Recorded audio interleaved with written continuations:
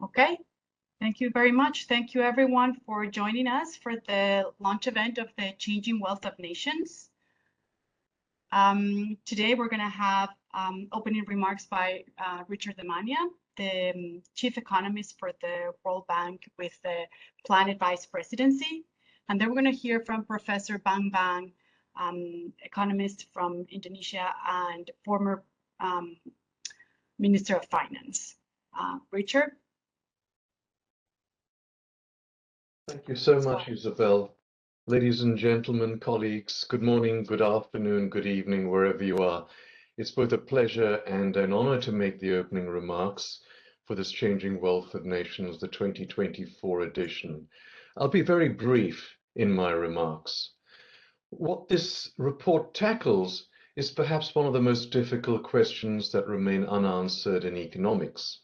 Whether a country is or is not on a sustainable growth trajectory remains one of the most difficult questions in economics. Conventionally, to determine whether a country is doing well, we use GDP, or gross domestic product, as our chosen measure of progress. What is GDP for the non-economists here? Just simply think of it as the sum of all market transactions. But GDP, or gross domestic product, is also a grossly deceptive product. It can mislead us in significant ways. Take an example. For instance, if we have a coal-fired power plant, you get an increase in economic activity, you get an increase in GDP. But with a coal-fired power plant, you would also get higher levels of pollution. That pollution might lead to respiratory disease, increased hospital expenditure, GDP goes up. So when you fall ill, GDP goes up. And were people to die because of the higher air pollution, funeral services would occur, GDP would also go up because of the expenditure.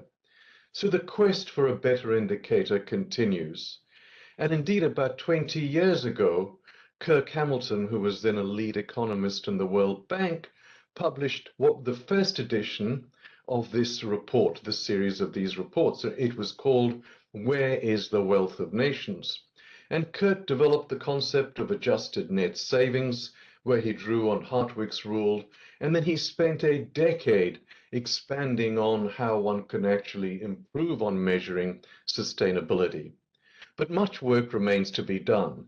And today, 20 years later, we are in the 2024 edition of the Changing Wealth of Nations.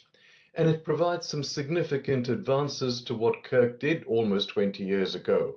As you will hear, there are more assets that are computed now, there are better measures that are used, and I would say also a better recognition of the limits of what we can or cannot say. So given that this is an ongoing task and very much a work in progress, what might be the next priorities that one needs to look at? I'd like to suggest three things. Maybe there's many more, but there's three I'd like to focus on. The first and most important issue, I think, as we go forward, is to take the issue of substitutability more seriously. Typically, when we are measuring things like the wealth of nations, we make an assumption, what's called by economists, of weak sustainability. What that means in plain English is everything is a close substitute. So natural capital is a close substitute for physical capital, which is a close substitute for human capital. And what that means in very plain terms is a chainsaw is a substitute for a forest. It is not. It's a complement. It means that a fishing net is a substitute for fish. That's clearly absurd. Now, this 2024 edition makes a start at addressing the problem of imperfect substitutability. But for those of you that read the report, you will observe that there is a long, long way to go, and we are right at the start of the process. The second big challenge is that of determining the right prices. The wealth that you have today depends on the prices of your assets today and the prices of your assets in the future. Think of future asset prices. What is going to be the price of oil 5 years from now, 10 years from now, indeed even 5 months from now or 5 weeks from now? Do we know? And if you do know, you're probably in the wrong job. You should join a hedge fund, and you could probably retire in a couple of weeks speculating on what's the price of oil in a few weeks or a few months. So that's a difficult problem. But not only is the future price hard to know, it's difficult to determine what the current price should really be. The current price of oil, as we know, is not the right price. It does not incorporate externalities. It does not incorporate what's likely to happen and the damage that's actually done. So obtaining the right shadow price remains one of the big problems that we have in valuing our assets.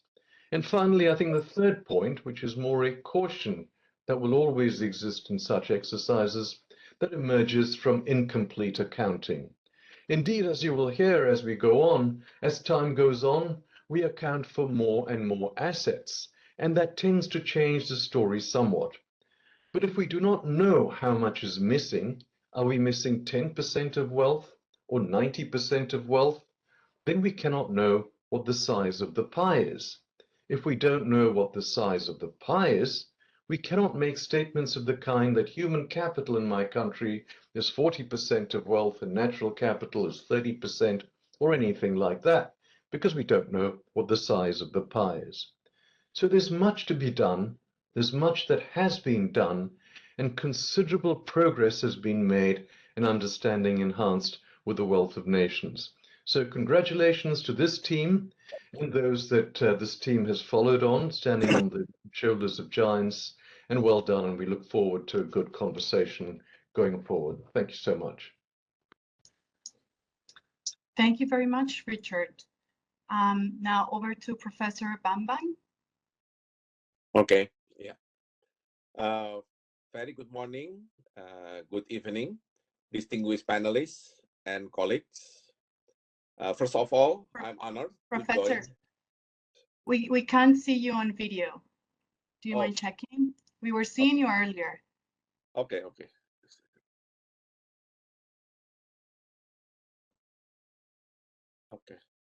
There you go. Thank you so much. Okay.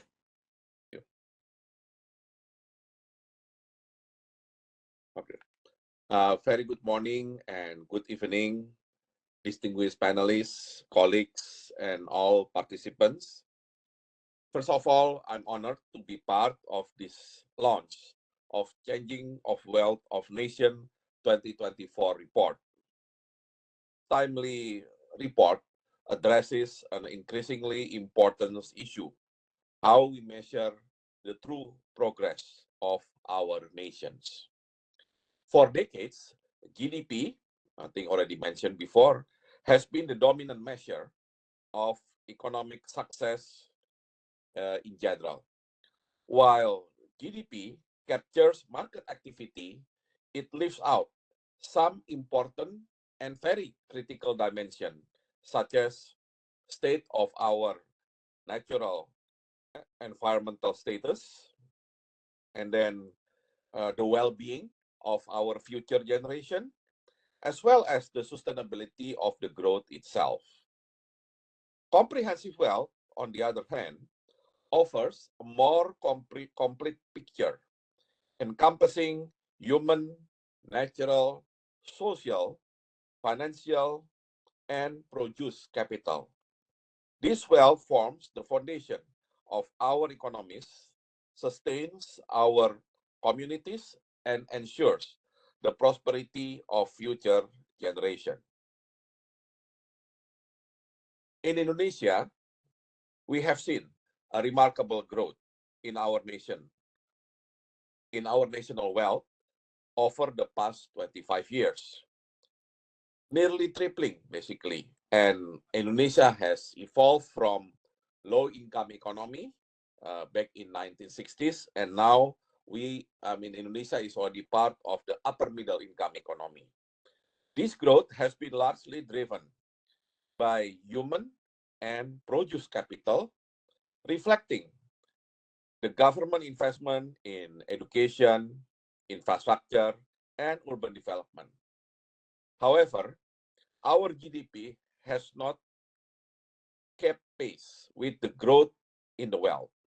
This means we are not fully capitalizing on the benefits of our assets. One area where we must improve is the management of our natural resources.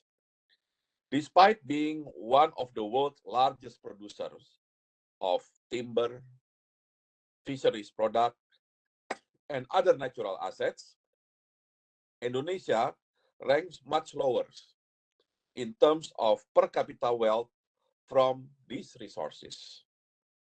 Better management of our natural capital is crucial for lifting more Indonesians out of middle income trap and ensuring a sustainable future. A key takeaway from this report, the Changing Wealth of Nation report, is that the human capital, our people, is Indonesia's greatest asset. Continued investment in education, skills development, and workforce productivity will be vital to sustaining our growth and improving the well-being of future generations. The Changing Wealth of Nations program is truly a game changer in this regard. By offering a comprehensive and globally recognized framework for measuring wealth, it provides countries like Indonesia with a roadmap for better management of natural resources and more sustainable and inclusive development. I urge policymakers, researchers, and development partners to embrace these findings and incorporate wealth measurement into national policy agendas.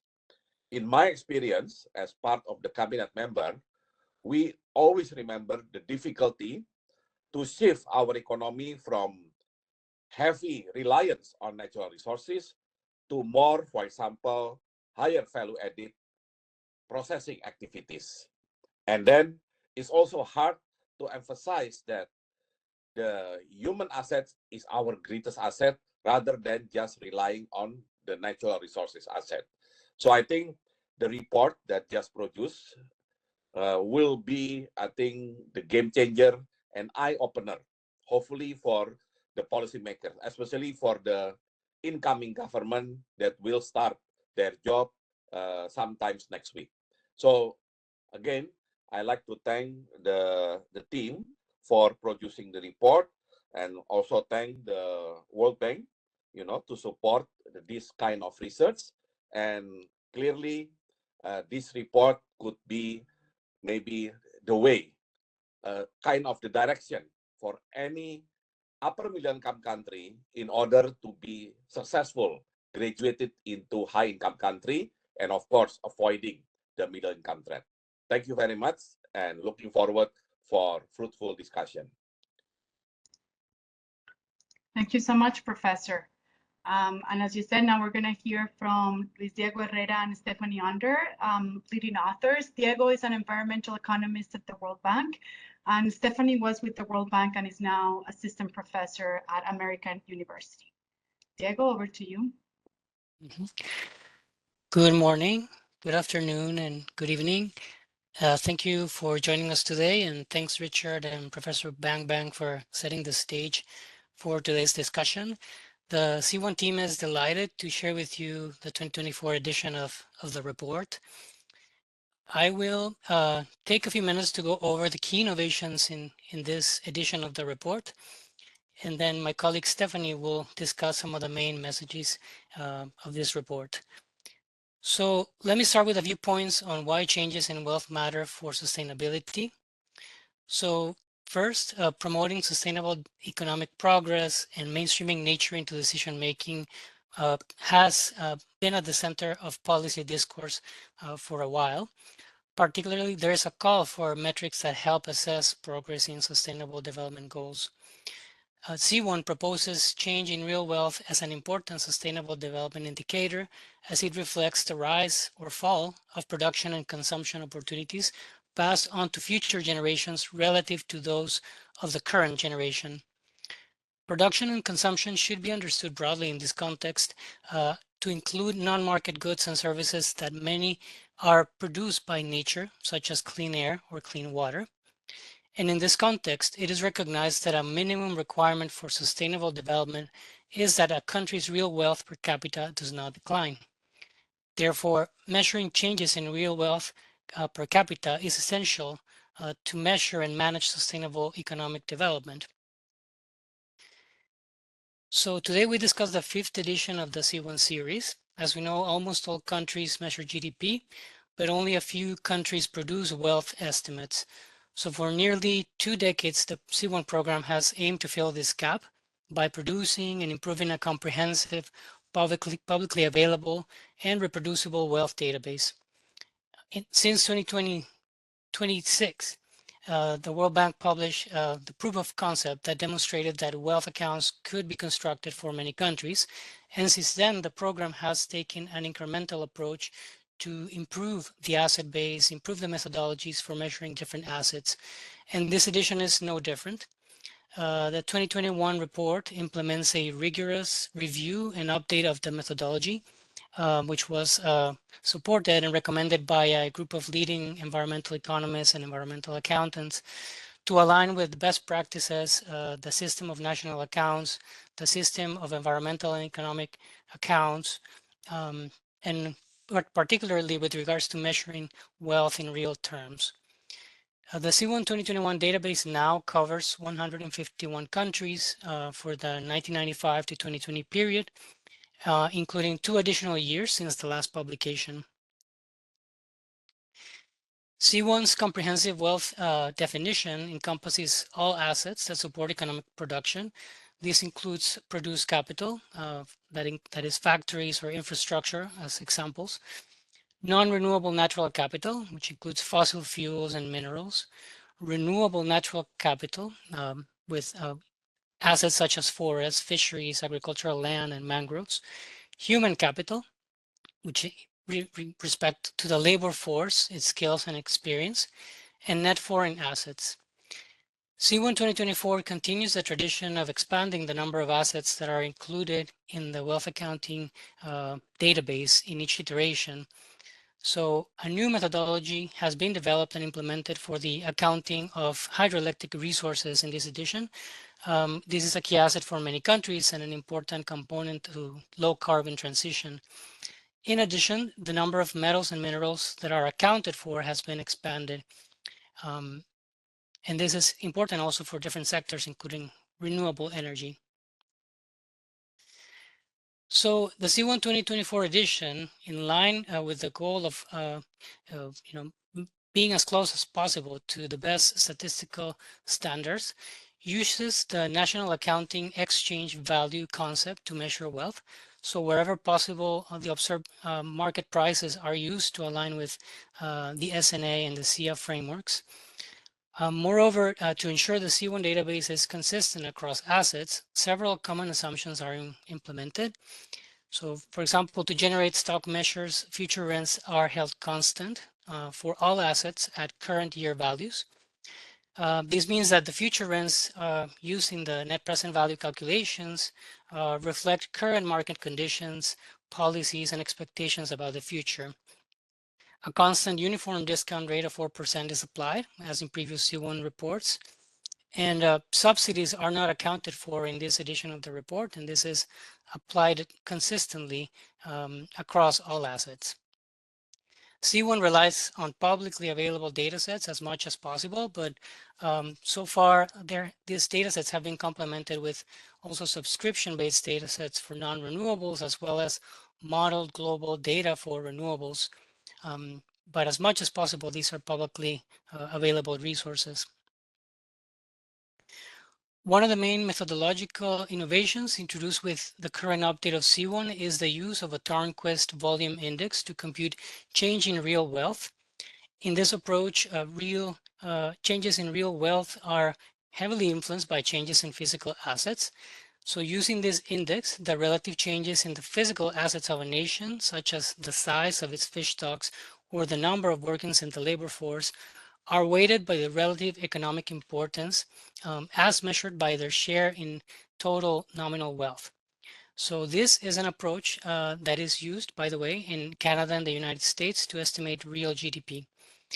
So in this framework, changes in real wealth per capita will be driven by factors such as the depletion of or accumulation of assets through relative changes in physical assets, changes in real wealth per capita will also be driven by changes in the productivity or relative scarcity of assets through the relative price changes.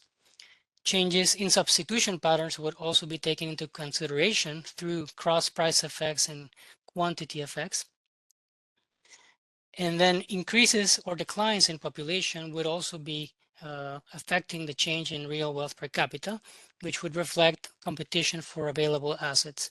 So all these elements are important for analyzing the sustainability of economic progress. The Tornquist Volume Index captures changes in real quantity of assets and dilutes the role that price plays in the overall index.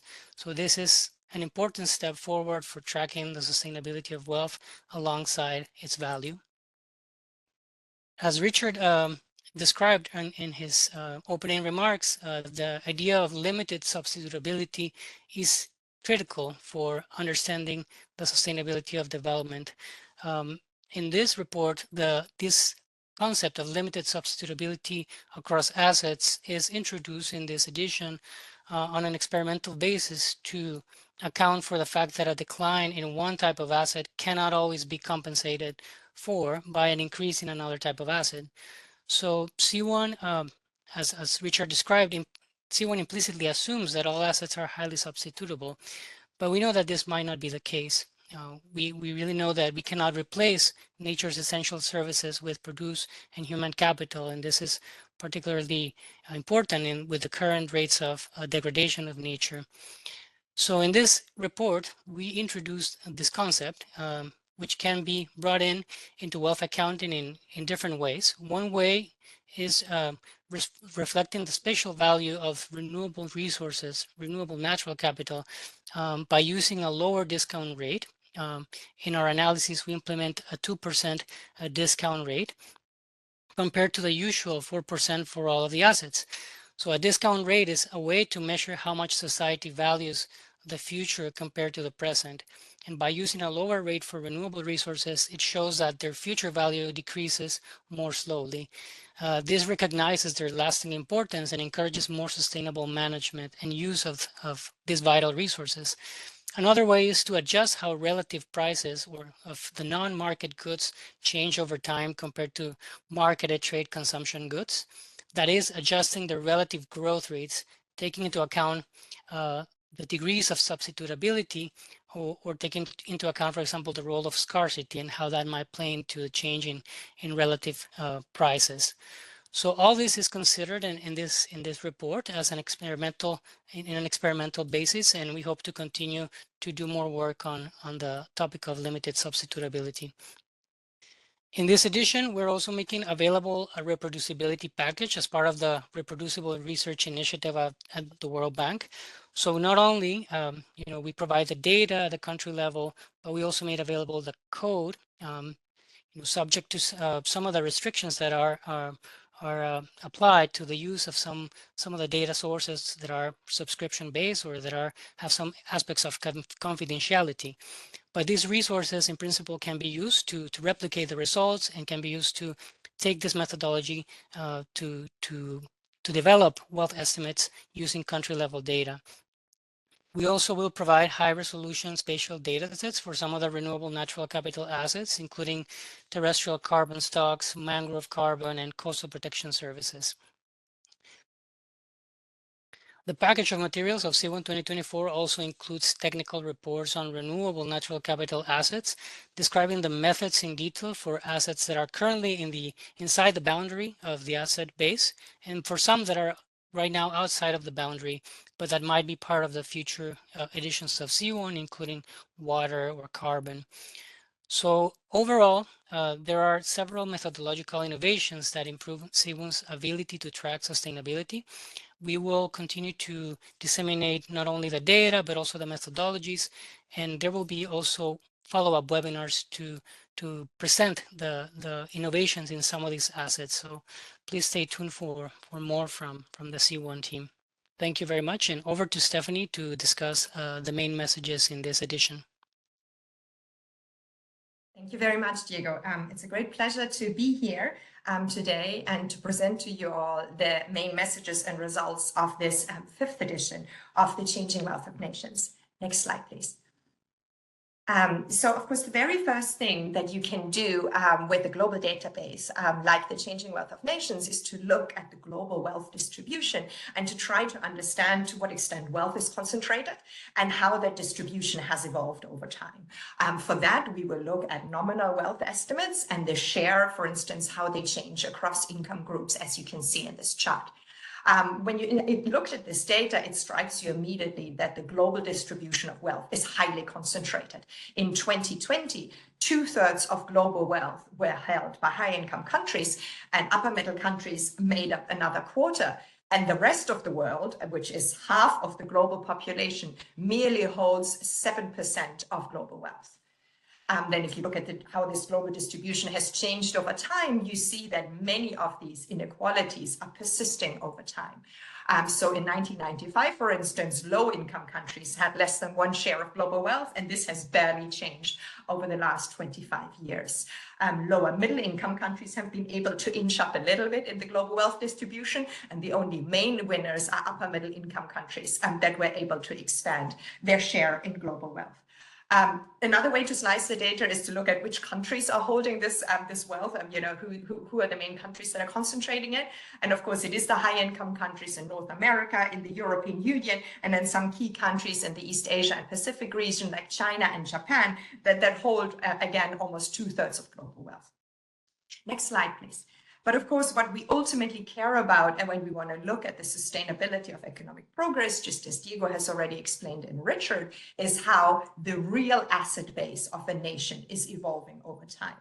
So what we mean by that is that the real asset base of produced human, natural capital, and net foreign assets that is ultimately supporting the production and consumption opportunities of society today, and also what we're leaving to societies in the future. So what we're looking for, where there is real wealth per capita, is non-declining. So in this chart, you see our 2 macroeconomic indicators that you can use to measure economic progress. The green line gives you real GDP per capita, which is commonly and widely used to measure economic growth. And then the orange line is our new estimate of real wealth per capita, which is now measured using the Chain-Tornquist index. So of course, what you observe is that both those numbers are going up at a global level. Global real wealth per capita has increased by 21% over a 25-year period, which is of course good news. But what we need to bear in mind is that, first of all, it is lower than GDP. Now, you might wonder why that is, and Diego has already given you the answer, because these real wealth estimates are not only capturing if we are producing more, but what is that cost of that production in terms of the depletion of the assets. And as you will see very shortly, once we break this up by asset category, is that this overall accumulation of wealth and the economic growth has come at the expense of some assets. One last note on this slide before we move on. It is important to note that this is the wealth trend for the whole world, which of course will be driven by some of these countries that are holding a large share. If you break it down at the country level, most countries have experienced a growth in real wealth per capita, but 27 countries in our sample do not. Those are countries that go across all income groups. There's a large concentration in sub-Saharan Africa. 1/3 of those countries is conflict affected. But to really understand what is driving declines in real wealth per capita in those countries, you would need to do country-specific analysis to drill into these effects. But I just wanted to add this caveat. Can you please go to the next slide? So now, of course, what is the great advantage of the CWON database is that you don't only look at the overall global trend in wealth, but that you can start breaking it down to understand what is driving those changes.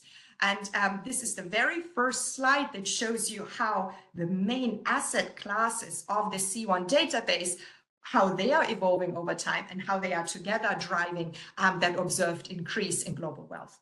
So what you can see on the left-hand slide is the trends in produced human and natural capital over the last 25 years relative to 1995. And you can immediately see that there's very different trends across these. Sorry, can you go back? Hello, sorry. Thank you. Across these categories. So the very first yellow line is the produced capital line. And you see there is a tremendous increase of 46%. This is driven by urbanization and industrialization across the globe. Human capital, which is the green line, you can see is kind of able to keep up with population growth. It increases by about 9%. That's where we are. The orange line is non-renewable natural capital. And you can see it is bouncing around a bit, which is because of market conditions and their discoveries, new technological innovations that allow us to dig up new resources. But what is the shocking line, or the one that caught us all by surprise by its very stark trend, is the blue line. This is renewable natural capital. That is a resource that, if we're able to manage it sustainably, should be able to renew itself. But what we're finding is that that resource is declining at 20% over a 25-year period. That is a dramatic drop at the global level that is driving this. Now, if you look at the right-hand side of the graph, you see how the asset portfolio is made up. A lot of this is human capital at 60% of wealth, and another third goes to produce capital, and renewable natural capital is 6%. Now, you might say, do we really need to worry about renewable natural capital declining to this extent? And now I need you to remember what both Richard and Diego have said. There are two key issues that are constraining us in the measurement of wealth. The very first one is that despite all our efforts, we are not able to measure renewable natural capital as comprehensively as we want.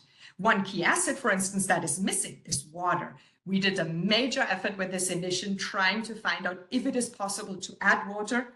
It is extremely difficult because of data and methodological constraint.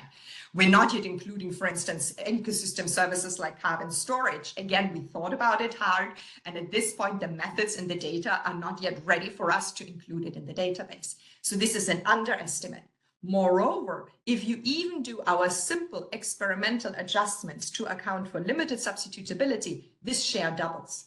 So I always want you to keep in mind that this renewable natural capital share is an underestimate at the global level. And then one last point is that this also varies a lot by what kind of country you are. So for low-income countries and lower middle-income countries, where the economies are highly dependent on their renewable natural capital, that share can be much greater, up to a third or a fourth or a quarter of their wealth. If you now go to the next slide, Diego, thank you. I now wanted to delve a little bit more at what is driving those renewable natural capital trends.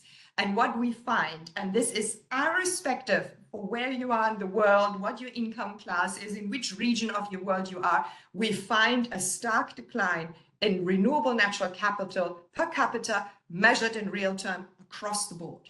This is across nearly all of the assets included in that portfolio, whether it's agricultural land, whether it's non-wood forest products, timber, mangroves, and most importantly, marine fish stocks, which at the global level collapsed by nearly 40% over our 25-year period.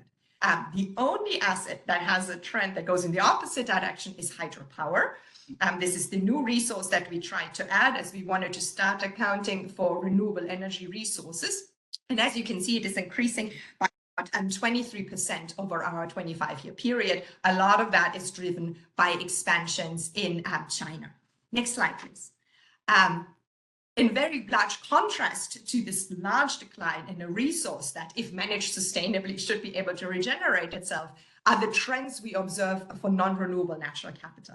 I'm not sure if you can see that little dotted line. That is the overall trend of non-renewables. And as you can see, while it fluctuates, it holds pretty steady. By the end of the sample period, there's only a small drop of about 4.5%. A lot of that is driven by that large drop in coal production over time.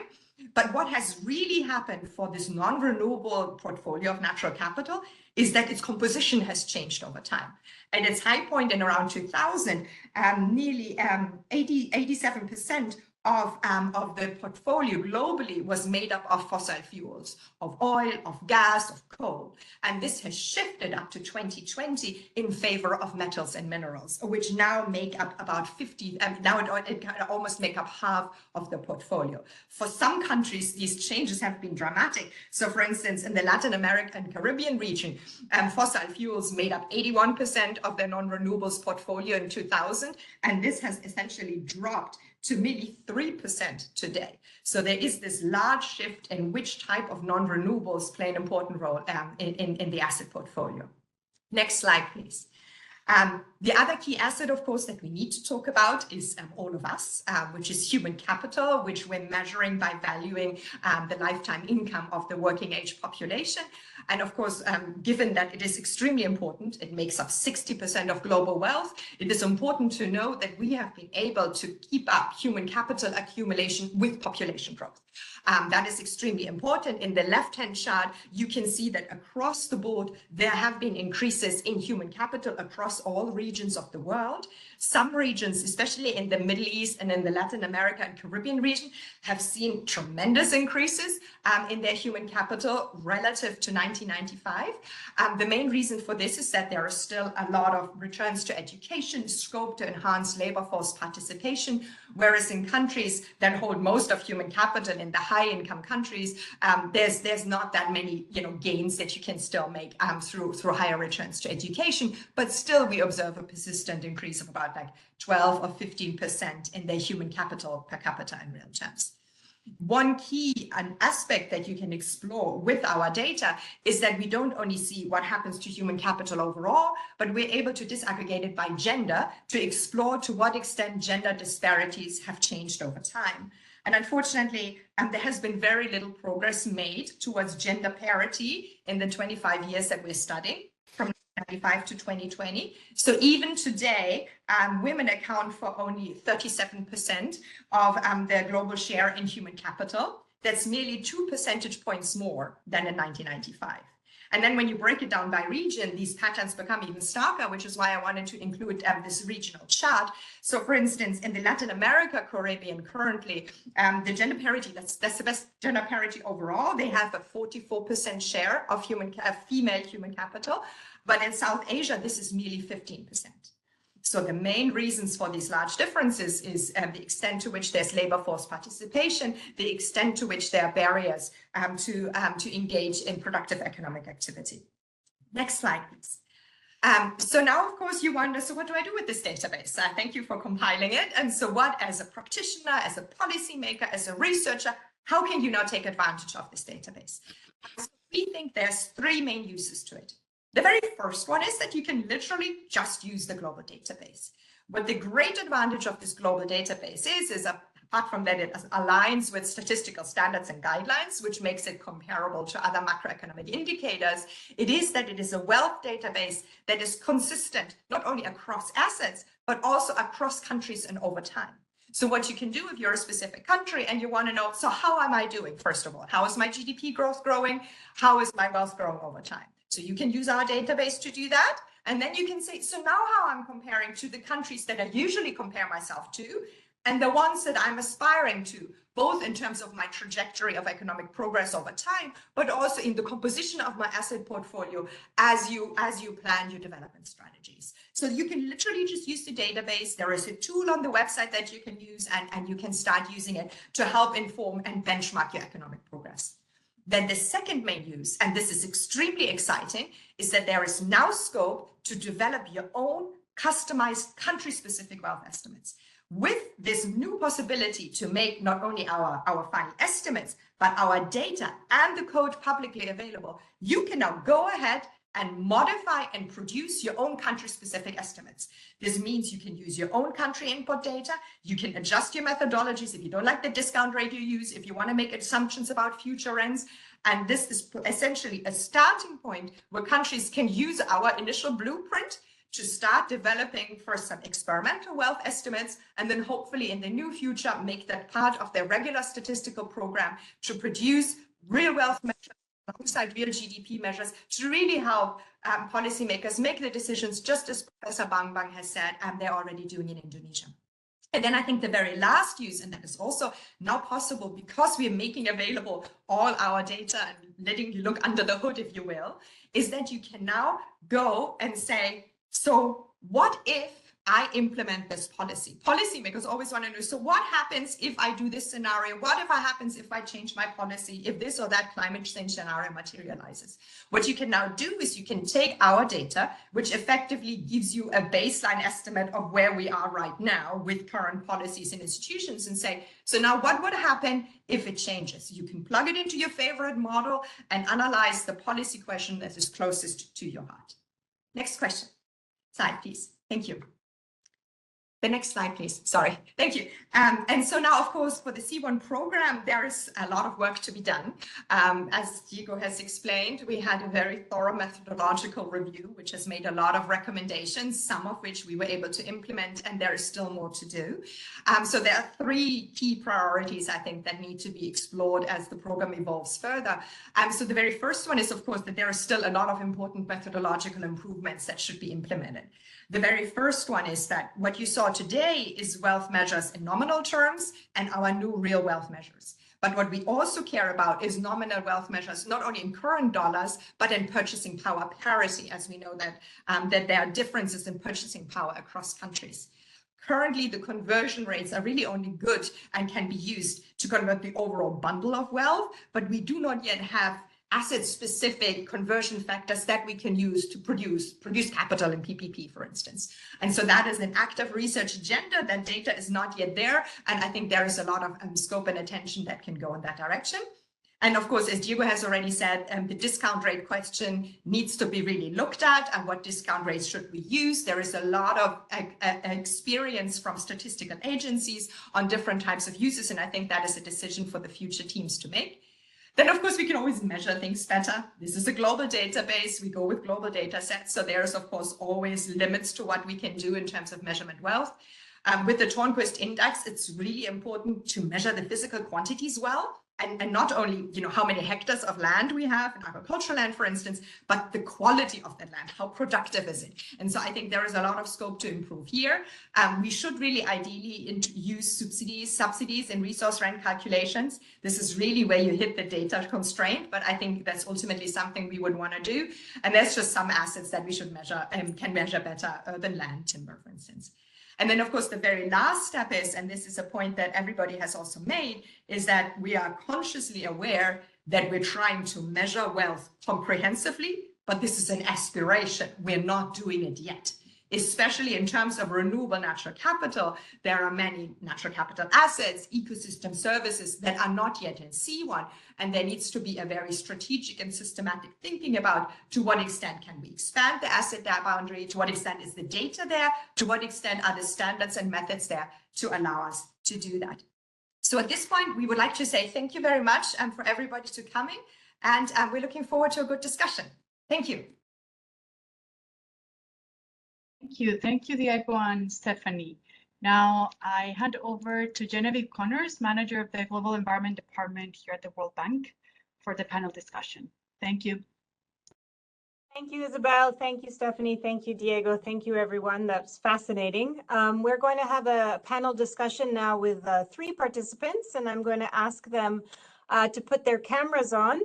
Then we'll have time for an open question and answer session. So I see some questions coming in thick and fast through the chat, and we'll be monitoring them as we go. Let me introduce our panelists first.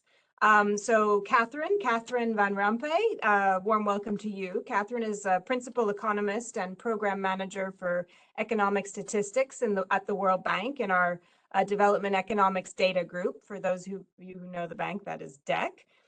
In this role, she represents the World Bank in international standard setting and statistical coordination for national accounts, and oversees the collection of national account statistics for our world development indicators. She oversees country classifications by income level and a range of activities to build capacity and strengthen data resources for our countries and our clients.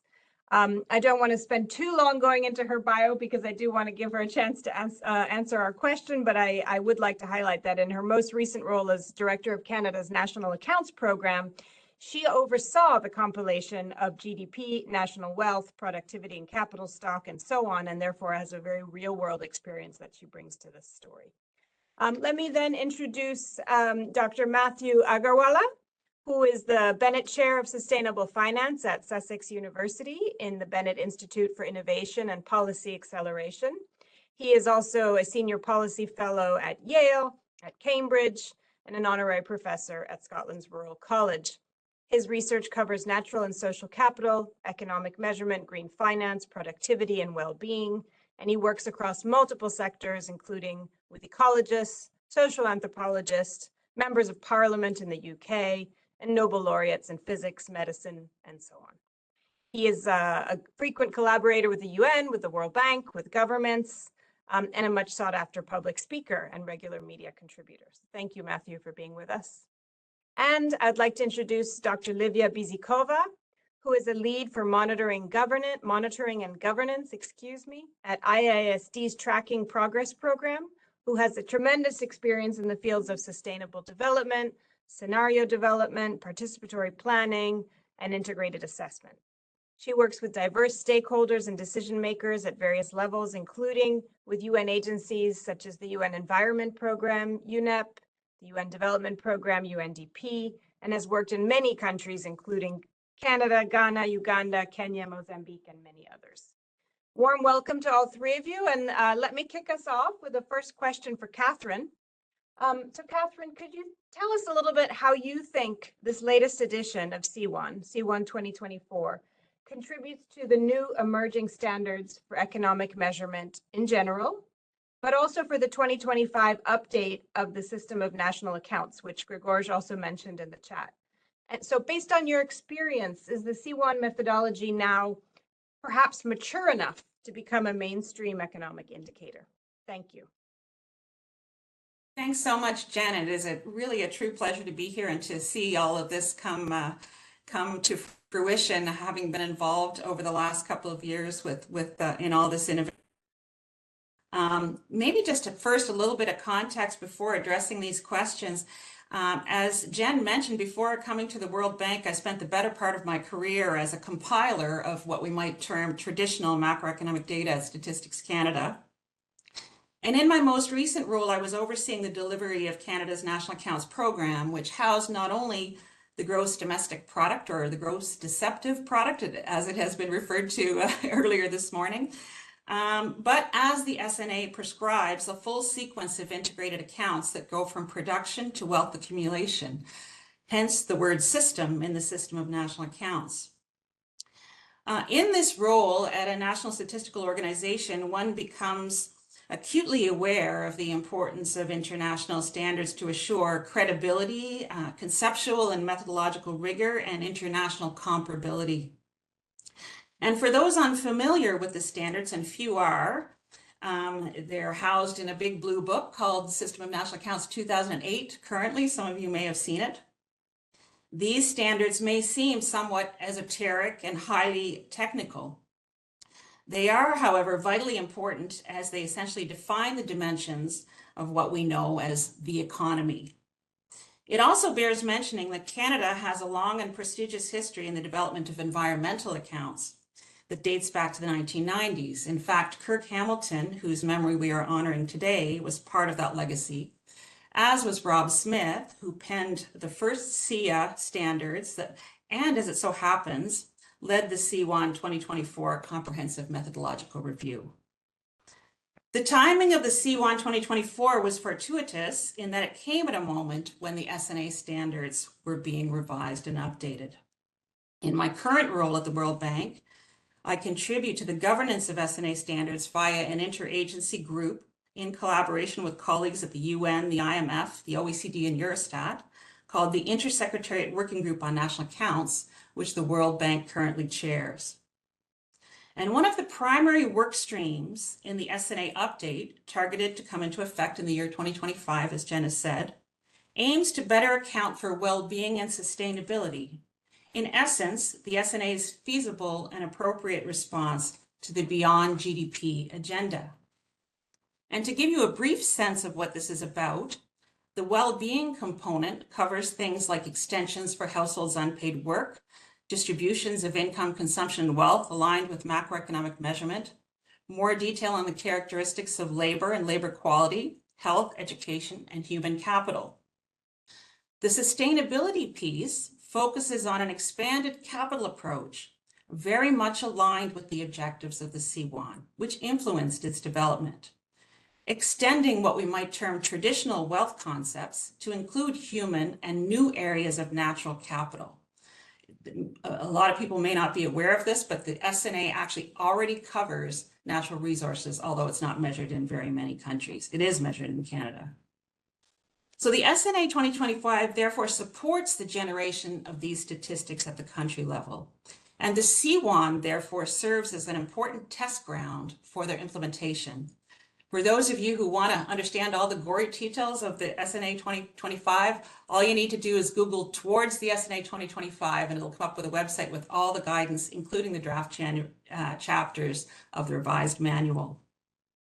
One key area where the CWON 2024 has contributed directly to the emerging SNA standards, and Jay Gorsh already mentioned this in the chat, thank you, Jay Gorsh, is contributing the methodology to measure renewable energy, and that is the contribution of nature to wind, solar, hydro, geothermal electricity generation. As you can imagine, this is extremely important to understand the transition from fossil fuels.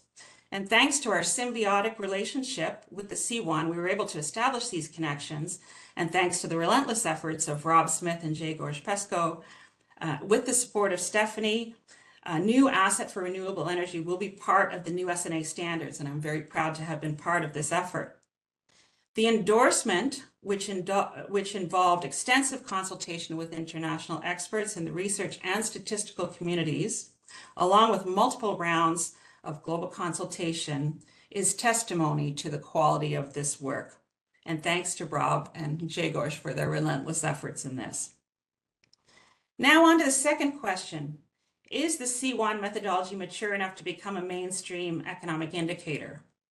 The answer, if we're asking about the methodology being mature enough to become a mainstream economic indicator, the answer is a resounding yes, but with a couple of important qualifiers. We've already seen that the CWON methodology is more than ever supported by international standards in the SNA and the CIA. We've already seen that the current CWON database provides many insights that would otherwise not be available or achievable, and certainly not understood if we restricted ourselves to available headline indicators like the gross domestic product. However, as Stephanie has said already quite clearly, we have a much larger ambition for the CWON, which involves continuous improvement, expanding the asset base and pushing the frontiers of measurement. And thus far, we've only been able to include selected ecosystem assets. Further work has been done in areas not yet included, including carbon retention, for example, is a very important example. And there are other and remaining questions. There are questions that remain since implementation experience is not yet very well developed, particularly in establishing a monetary value in ecosystem accounting. Resolving these questions will involve a welcome meeting of the minds of folks like Eli Fenichel, whose support was invaluable in this effort, and Matthew Agarwala, with compilers in the statistical community. As the momentum continues to build for these measures beyond GDP, implementation experience will, however, accumulate, and new sources of information will in all likelihood become available. And we will have new opportunities for leadership in further enhancing economic measurement in important and meaningful ways. Thanks, Jen. Thank you, Catherine. And you mentioned a few things that parlay us very nicely, including Matthew by name, into my next question for the panel, but also beyond GDP, which we'll turn to in a minute when we get to Livia. So Matthew, a big focus for us at the World Bank this year, in particular, is a real focus on implementation and action and uptake. So my question along those lines for you is, what do you think is needed to scale up the use of wealth per capita as an indicator for sustainability? And what role can the research community play in increasing this uptake? Thank you. Thank you so much, Genevieve. I think there's a simple answer here. If you want to accelerate the use and adoption of your new product, make it easy for your target audience to use and adopt it. And so what does that really mean in practice? Well, we need to deliver the toolkits that make it easy for governments at all levels, international institutions, national governments, subnational governments at the state and provincial level, and even down to the city and municipal level, to compile this sort of information to develop wealth accounts. Now, CWON necessarily focuses on a global and national scale, which is great, but we can deliver toolkits. I'm speaking every day with mayoralties in the United Kingdom who are desperate to implement this way of thinking about wealth per capita in order to develop their growth strategies. So that's one thing that we can do. And that's why I'm so excited about the reproducibility package and the ensemble of choose your own adventure options that are now going to be available for end users to go and play with this sort of data. I think that's fantastic. I think there are a few things that other actors need to do, and I'm going to mention just three: financial markets, governments and their staff's offices, and civil society, the media, the public, and NGOs, charities. Financial markets, I think, really need to start acknowledging and celebrating the difference between borrowing for consumption and borrowing for investments in wealth. And that will help provide the finance for genuine investments in enhancing the productive capacity of economies across the board. That's a debate ongoing here in the UK today, and it is a debate going on in every developing country in every part of the world. So highlighting that difference and responding differently to the treatment of borrowing for increasing wealth per capita versus borrowing for consumption would be a really important thing for financial markets. Governments and statistics offices must invest in the statistical infrastructure, the statistical capacity to compile and develop wealth accounts.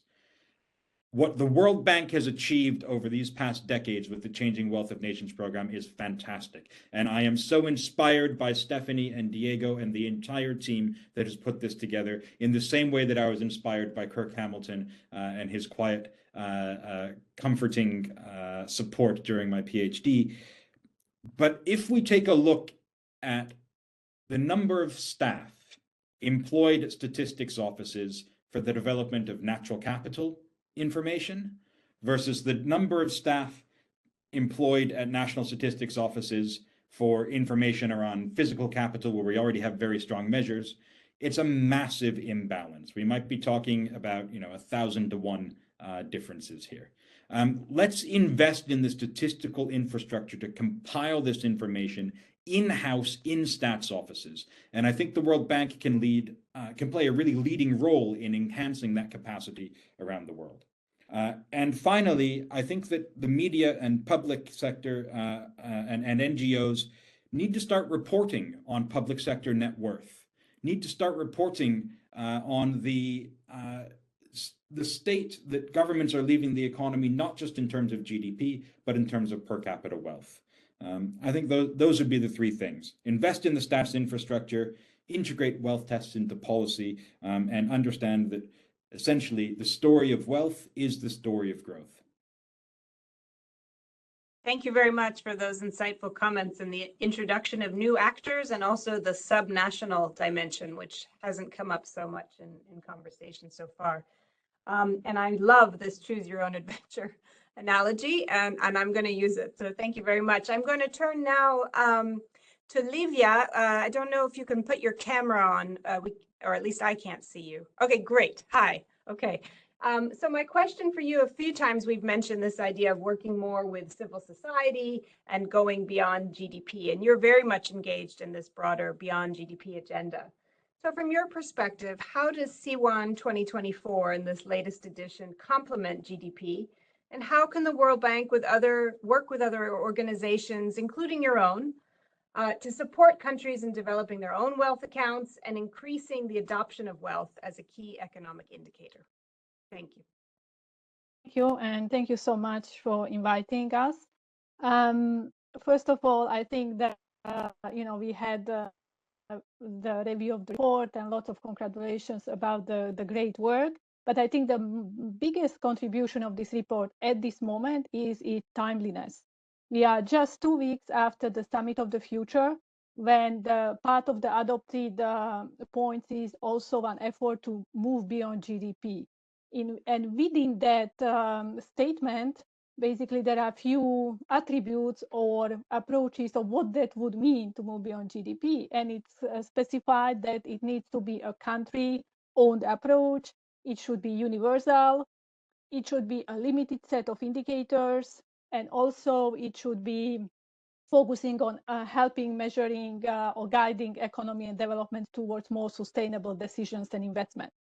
So from this point of view, when we think of a limited indicator and also many of the findings that Diego and Stephanie mentioned today, I think it's extremely important and extremely a great opportunity for the comprehensive wealth approach to be part of that limited set of indicators to use as a complement to GDP, together with other potential indicators to measure inequality, to measure governance challenges and other things, but as one of the core tools to also encourage countries to move towards wealth measurements with all the types of capitals that and the trends that Stephanie and Diego mentioned. So I think this is absolutely important. And I think having this advanced methodology and the continuous progress of producing the reports and the finding, I think it's very important. So from our IISD work, what I would like to say is that, first of all, I would like to also mention that we have a great team, which included Rob Smith, that was mentioned many times today, as well as my colleague Zakaria Zundi, that we work together in 3 countries to basically look at the universality of the approach. So how you would compile comprehensive wealth estimates in a country using the capital approach in 3 very different countries. So we looked at Indonesia, Ethiopia, and Trinidad and Tobago. And we worked with 3 universities in the 3 countries, with Universitas Indonesia as well, which was a great experience that Professor Bordionegoro is his dean. The focus was really to work in these countries and try to test that country-owned approach, meaning that we worked with the universities, they connected with the statistical offices, they connected with policymakers, and we worked with them together to provide capacity building, day-to-day support, address challenges, work with them on the review of the data and many other things. But that kind of, we are there to help them to complete their country's wealth measurement and connections to all necessary stakeholders within the country. And now I briefly just 3 learnings that also related to what Stephanie and Diego talked about. So first of all, the obvious question which always comes up when it comes to, can this be done at the national level using kind of country-owned approach, is the data issue. So in our 3 countries, we basically managed to collect roughly 70% or even a little bit more data out of national databases using only National Statistical Office's data, central bank's data, and relying on these type of national level sources. The rest was complemented from literature or from international databases. And here, when it was earlier mentioned that now the data sets that were used in the current report will be available online for the users to explore and look at the trend, I think it would be also critically important to help countries to find those data sets quickly and easily that they may need. Because from our work, but I'm sure there are other work like this, can show that where are those significant data gaps that countries do face challenges in terms of being able to compile their wealth account. And so easier and more in a user-friendly way they get it, more likely they will use it. In terms of the methodological approach, so as I said, Rob Smith led our approach to the assessment in terms of the methods and in many other things, but methods for sure. And so the focus here was really to apply the approach that is developed here, but also account for country reality. And so our project took around 4 years, maybe a little bit more. And so we had to, let's say, take a simplified approach to measure human capital. In some cases, didn't have such a broad set of renewable and non-renewable natural capital assets as it was presented earlier, partly because it was just, if I say it very simply, too much work in a reasonable time horizons to physically compile the numbers and do the estimates. So from this point of view, I think something might be useful from an application point of view, from a wealth measurement in a country, would be to provide not just, that you can do anything what you want in measuring wealth at the national level, but more like, this is like some sort of a starter package. This is like, here you can start, you can do the estimates, and you can have meaningful results, but you are not aiming kind of the very, very high level approach that would require, high level of statistical capacity and other capacities and resources to do it. Because what we've seen is that it's definitely a process to get from where when countries are not measuring wealth to start doing it, and it's rather kind of a step-by-step approach. The last thing is the policy implications, and I think this was very important, and it was also mentioned, in terms of sustainability and promoting decision making and policies that move us towards more sustainable development.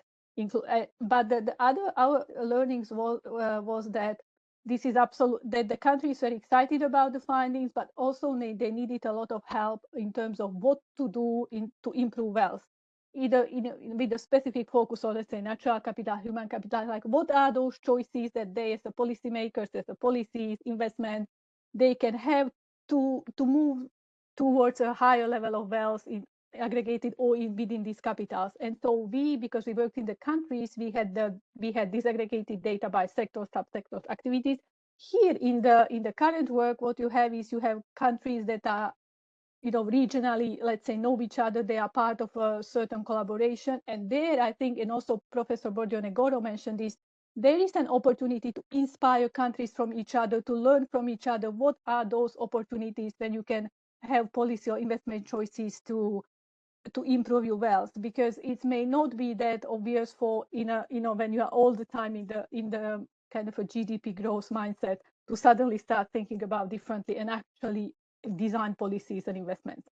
And the last quick note is that, and Matthew mentioned this earlier, that we need to think of the institutions and the processes when we want to move beyond GDP. So Matthew talked about the statistical capacity and where this kind of wealth measurement will fall into under a kind of a construction of a statistical office. But the other very important part is also to think very consciously and push for more policy integration. Because what would be really important is that once we have these wealth estimates, countries really use them when they design their country visions, they design their development strategies, they design, let's say, strategic priorities for certain sector, for example, agriculture, where you can look at the different aspects of the capital, but they start using it in kind of a day-to-day policy making.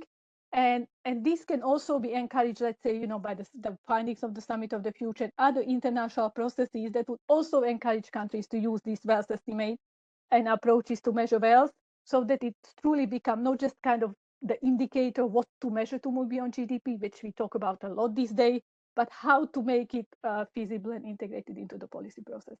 Thank you.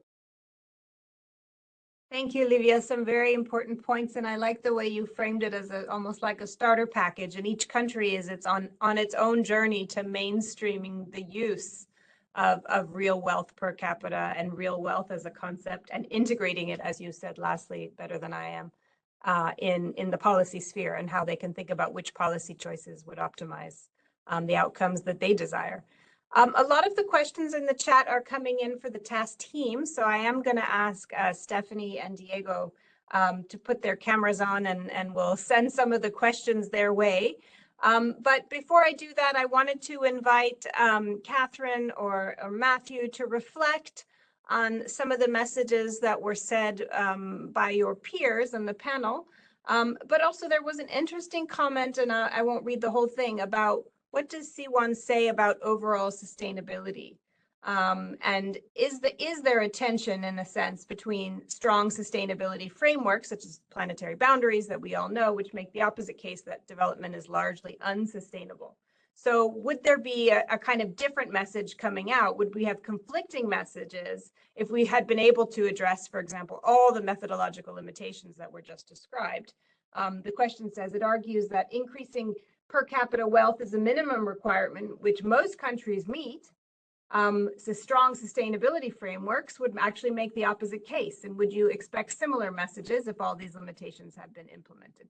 So some of your reflections on these potentially contradictory frameworks, I think, would be helpful. For example, including from the perspective of the market, as Matthew said, or the perspective of statistical departments, as your experience, Catherine, belays. Matthew, I'm going to start with you on this more philosophical question, and then I have a lot of very specific questions for Stephanie and Diego on the methodology. Thanks. Marvelous. Well, I'll try to be brief to let us get to Stephanie and Diego. It's a fantastic question about the trade-offs between strong sustainability and weak sustainability, the amount to which we can substitute, say, a little bit less water for better farm machinery and better seeds. We can have some substitution. We've seen this. We know that we can have have a little bit less land area dedicated to agriculture, but if we use synthetic fertilizers, you can increase the productivity of that land. That's a substitution between natural capital and produced capital. Absolutely, substitution possibilities exist, but they are limited, which is why I'm so excited by this year's, the 5th launch event, that we now have the degree of substitutability as a toy that we can play with in the modeling. And the limited substitutability in the experimental account is absolutely fantastic. Yes, there is a development and environment trade-off in many parts of the world and for many specific development projects. But the simple fact is that global GDP is around 100 trillion. The global population is around 8 billion. And that means that global per capita GDP is around around 12,500 US dollars. And that simply isn't enough. We need to grow the productive capacity of the economy. And there are around 4 billion people who still live in pretty abject poverty. One of the World Bank's reasons to exist is to combat that poverty, and it must not fail on that objective. What the wealth approach delivers for us, what the CWON data provides us, is a consistent and comprehensive framework to allow us to identify and price those trade-offs against one another. So yes, we can see that building a new road or railway to support a new mine to extract non-renewable resources increases physical capital, produced capital, absolutely. But there is also a debit on the account, on our global balance sheet, if we are reducing the natural capital, especially the renewable natural capital, the ecosystems, by introducing that new railway or road. So we can account for all of this.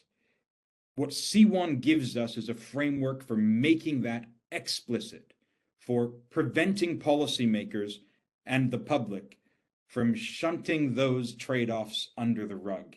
It forces us to think about them out in the open, and I think that is absolutely the way forward. Thank you, Matthew. That's a lovely way to put it, to air the trade-offs in a way, to price them and air them. Catherine and Livia, I just wanted to give you a chance to come in and reflect on any of the questions you see in the chat. And then I'm going to turn to Stephanie and Diego on some of the very specifics. Can I jump in? Yeah, go ahead, please. So I guess maybe on the measurement question, which is a really important one, as we've said clearly, we're relying on available global data sets in order to estimate the CWON, and that is a really good short-term measure. And it does give us, as we've been able to demonstrate, very meaningful results that can be used. In an ideal world, however, and this is the world that we live in now for traditional type of macroeconomic measures, these would be compiled at the country level, and then we'd be assembling them into a global database. And that may lead us to better assumptions and more specific assumptions that are more suitable in each country context. So we've taken some shortcuts, which I don't think compromise the general messages, but they may compromise the specific messages in the country context, which is why this reproducibility package and the choose your own adventure is extremely important in that particular context. And maybe just, I did see a question in the chat about the reaction to the new S&A standards in terms of the expanded capital approach. And I guess maybe the overall message is, all of the S&A standards go through multiple rounds of global consultation. So all of the country at the NSO level and, multiple rounds of kind of consultation within the research community and various events. And in general, they were positive, otherwise they never would have been endorsed. So all of these extensions are things that already have mature kind of satellite accounts or specialized accounts, and now they're being integrated into the S&A proper. But then the country capacity question is a very difficult one and a very separate one. So for countries with limited statistical capacity, they have trouble right now even adhering to the existing national account standards. And it'll be all about priority setting when it comes to the implementation of the new standards. And we hope that we would be able to identify resources at the World Bank and with other partners in order to provide that support and implementation.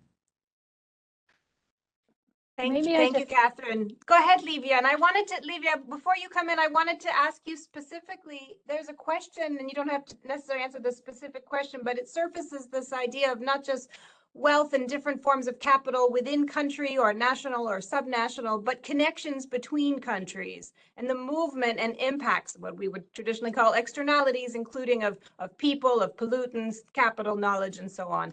I wondered in the Beyond GDP conversations and or in the summit you recently attended in Australia, if any of this was discussed.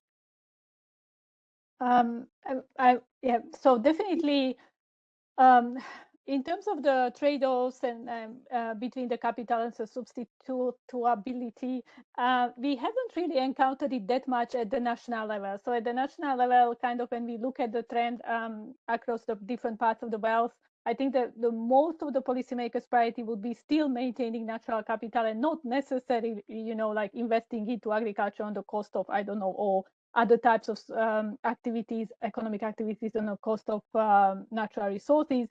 However, when we look at the data, there is definitely over-investment into, fossil fuel-related investment, under-investment into natural capital. In some countries that we work with, relatively low investment into human capital, and there is huge potential. So there is definitely one thing is what the countries desire, and one thing when you look at the past 20 years from the wealth measurement, what is actually happening. And here there is definitely an opportunity, not on the one hand address trade-offs and maybe not necessarily move right away to win-win solutions, but really to think about the elements of the wealth accounting as kind of an integrated planning approach, and trying to see if how I can improve natural capital while I'm investing on that type of produce capital that helps my natural capital, and I'm developing people skills that also help these activities. So a little bit kind of more closer to what we call integrated or sustainable development planning, that looking at elements of wealth accounting that would definitely allow. And the last thing what I wanted to say when Matthew talked about stakeholders, we also found that the challenge is also at the kind of at the academia and universities. So we worked with like super smart people from economics department, but the kind of, learnings about beyond GDP, learnings about SNA, learnings about these kind of skills are quite rare. And it's also it's also a challenging of not just the policymakers and the statistical offices, but as well as the younger generation that comes out of universities, and what their awareness and their skill sets are in this field, so that once these things are hopefully beyond GDP integrated into a normal measurement process and a policy process, we actually have experts that can jump in and do this really well. Excellent last point. Thank you. Thank you very much, Livia. So Stephanie and Diego, there are many, many questions in the chat. I'm not going to read them all. I'm going to kick us off with a few, but I'm also, Stephanie, going to invite you to comment on any of the things that have been raised in the last half hour, because a lot of them are sort of fundamental to what CWON was trying to accomplish and its future. But just to kick us off, here are two questions. The first is that I know some of the assets missing from the study were mentioned during the presentation. I was wondering if you could explain a bit more the main gaps. Is the majority of gaps in valuing assets classified as natural capital, or other assets with significant data gaps? And then there were a few questions around pricing, and I'll just merge them into one. So I know it was mentioned that market prices were used where possible to value the assets. Where this isn't possible for valuing natural capital, I'm keen to know which values were chosen for ecosystem services and what databases were used. And a related comment was, in future work and future methodological development, do you foresee the incorporation of welfare-based prices for ecosystem services that are placed outside the production boundary? Over to you, Stephanie. Do you want me to go first, Diego, or I can start? Yes. Yeah, please go ahead and I'll complement. Okay, very good. Well, thank you very much for all these questions. We're excited to see this interest. So in terms of the data gaps, let's start with this one. So the big data gap is, of course, that we are currently underestimating the extent of natural capital, especially renewable natural capital. And that is the main challenge, because many of these products are not necessarily traded on markets. So it is extremely challenging to come up with an exchange value that we can use in the estimation. And so, as I was mentioning, and this technical report is published as part of the background papers, we made a tremendous effort to try to see to what extent we can, for instance, include water in the changing wealth of nations as its own asset, and also to disentangle its contribution, for instance, to agricultural land, to hydropower, where it is, of course, an essential ingredient. And so the real challenges that you run against is that, first of all, valuation information is not necessarily available. Water is heavily subsidized, for instance. So there's literally not enough data on the pricing available, as well as on, where the water comes from, where it is being used, in which sector is being used, and to disentangle it. The similar thing goes with many ecosystem services, especially regulating ecosystem services that support other economic activities. So again, the extent to which you can disentangle it and come up with a value is extremely challenging. For ecosystem services, there's the added complication for something like carbon storage, that the value does not only go to the individual country, but that there's a global public goods component, especially for carbon storage. If the Canadians retain their forest, it doesn't only impact the carbon retention services and the benefits the Canadian gets, but the entire world, because there's fewer greenhouse gas emissions, so we have fewer climate change impacts across the world.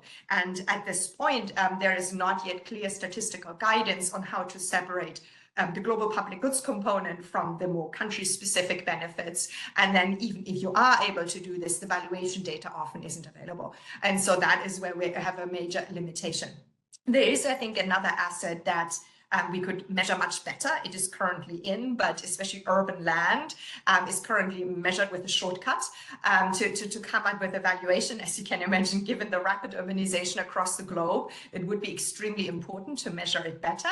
Again, there we're running in limitations in terms of having a consistent time series across 150 countries, not only of where the urban areas are, but what their value is. And these are private values, there's no databases. And so I think this is a major asset that is tremendously valuable, but that we're not capturing.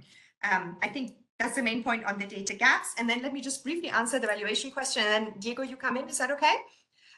So in terms of the valuation approaches, we have made a very conscious decision that we will use the exchange value concepts to align with the statistical standards and guidelines from the System of National Accounts and System of Environmental Economic Accounting. The main reason for this is that, of course, exchange values is what we observe in the market, so we can measure it. And it also ensures that we have a macroeconomic indicator that is comparable and consistent with all the other macroeconomic indicators policymakers are using. If we do not have observed market prices, we follow the preferred order of valuation approaches that the SNA outlines. So the ideally thing is you use the direct market price that you observe. If you don't have those, you try to proxy them or use stated preference methods. So for instance, for the non-wood forest ecosystem services, we had a very productive collaboration with IUCN, led by Joasi Kamaka and Matthias Piaggio. And what they effectively did is they did a tremendous literature review of all the valuation studies of non-wood ecosystem services, which is a tremendous effort that they did, but they only focused on valuation approaches that used stated preference methods and the primary data calculations, whether that's a travel cost approach or stated preferences. So we made this conscious decision.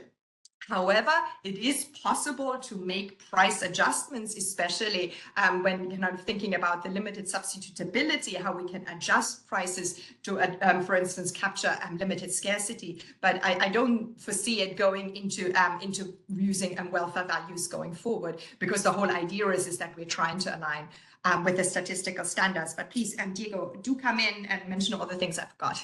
Thank you.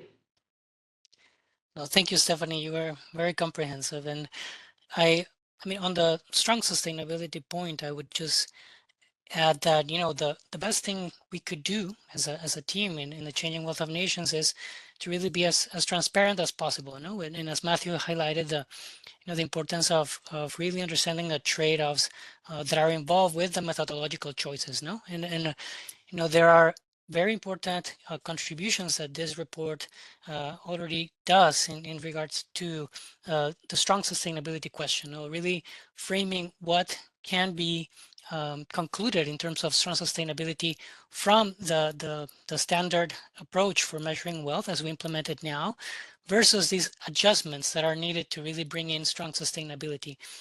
But I try to explain in my part of the presentation what the new methodology in terms of measuring real wealth, how that kind of contributes to measuring sustainability and how it's an improvement. But I think there's more that needs to be unpacked. And so I would invite the audience really to look at the methodology, look at the main report where we describe the rationale behind the new approach and why we believe this is going in the right direction. But of course, acknowledging that there are huge gaps still, and we explain some of these gaps in technical reports with relation to water, carbon sequestration and carbon retention, among others, right? So Stephanie mentioned that there's a collaboration with IUCN on ecosystem services. Again, there's a technical report that will explain the methodology and some of the choices with regards to how we measure ecosystem services and some of the gaps. So we'll follow up with additional webinars on those specific assets and those specific questions. Thank you. And there's still questions coming in, but we're getting close to time. And so what I wanted to end on is asking, and this is in a way a little bit a question for myself, but we've talked about improving methodology and future potential changes and updates, and there are quite a few encouraging comments. So thank you very much, both spoken and in the chat, about the need to sustain and develop the Changing Wealth of Nations database and presentations and technical reports. But in the immediate term, I'm turning back to Stephanie and Diego for any final comments on sort of immediate next steps and making sure the work that has been done to date is properly disseminated as much as possible and shared. You mentioned webinars just now, but any other plans that our participants who are still holding in at 100 people may want to know about and to share with their colleagues. Stephanie. Why don't you go ahead about the plans? Yeah, so I think, and Stephanie highlighted some of the points that we believe are necessary to really continue to push this agenda.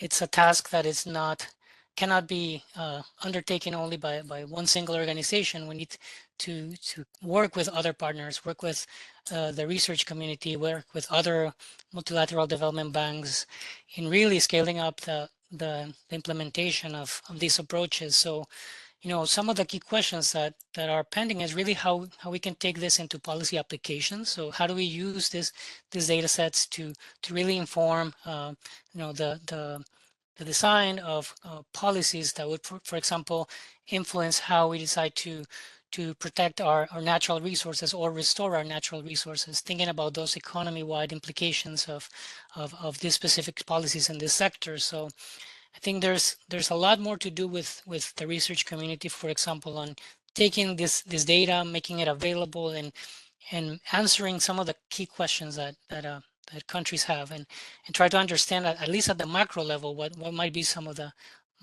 implications of certain choices. No, if we are going to implement certain policies today. So that's an area where I think we would like to continue to work with our partners. And Stephanie, you might want to add other points.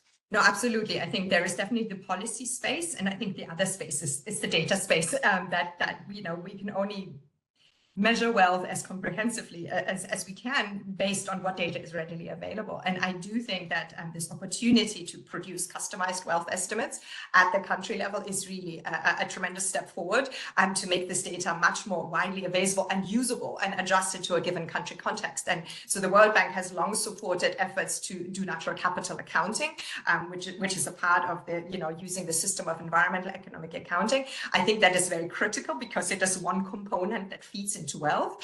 Similarly, many countries don't yet estimate their human capital. We're doing a bottom-up estimate where you use labor force and household service to develop these estimates, which of course countries have access to themselves. And I think these are two key components that you need to produce wealth.